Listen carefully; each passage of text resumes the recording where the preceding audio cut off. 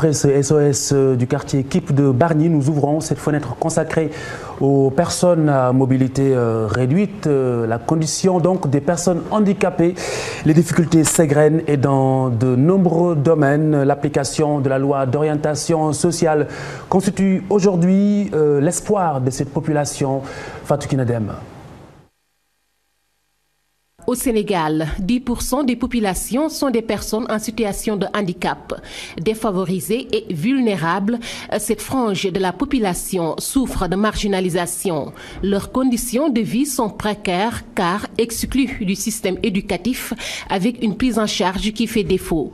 Parmi les difficultés, il y a également l'accès à la santé, à l'information, aux infrastructures publiques, aux édifices dont la construction ne prend pas en compte leur situation, au transport public.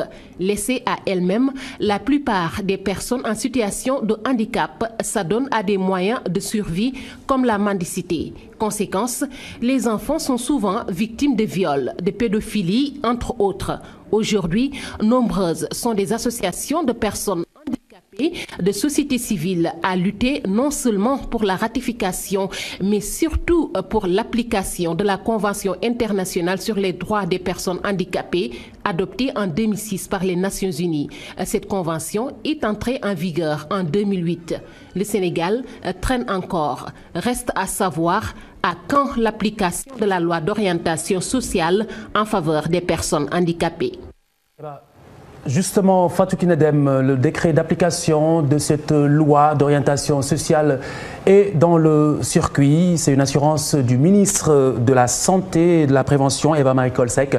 Une concrétisation qui va améliorer les conditions de vie de cette population selon elle. Birama Saounera Yaya Diallo. Bientôt un ouf de soulagement pour les personnes handicapées. Le président de la République signe prochainement le décret d'application de la loi d'orientation sociale, une annonce du ministre de la Santé qui rassure les handicapés. C'est une attente énorme des personnes en situation de handicap pour que nous puissions vraiment parler en termes de droit. Pas en termes d'assistanat, mais en termes de droit.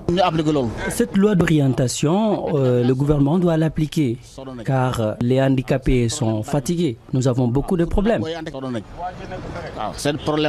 Selon le secrétaire général adjoint de l'Association nationale des handicapés moteurs, la loi d'orientation prend en charge toutes leurs préoccupations.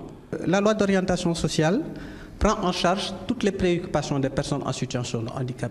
Qu'il s'agisse par exemple de l'accès à l'éducation, à la formation, l'accès à l'habitat, l'accès à l'emploi, à la formation, etc. Donc ça prend toutes les préoccupations des personnes handicapées. Les attentes sont nombreuses, mais certains pensent que les personnes vivant avec les handicaps ne doivent pas être marginalisées dans la société à cause de leur situation. La majorité des personnes en situation de handicap ne se sentent pas citoyens à part entière, mais ils se sentent des citoyens à part. La majorité, je dis. Voilà.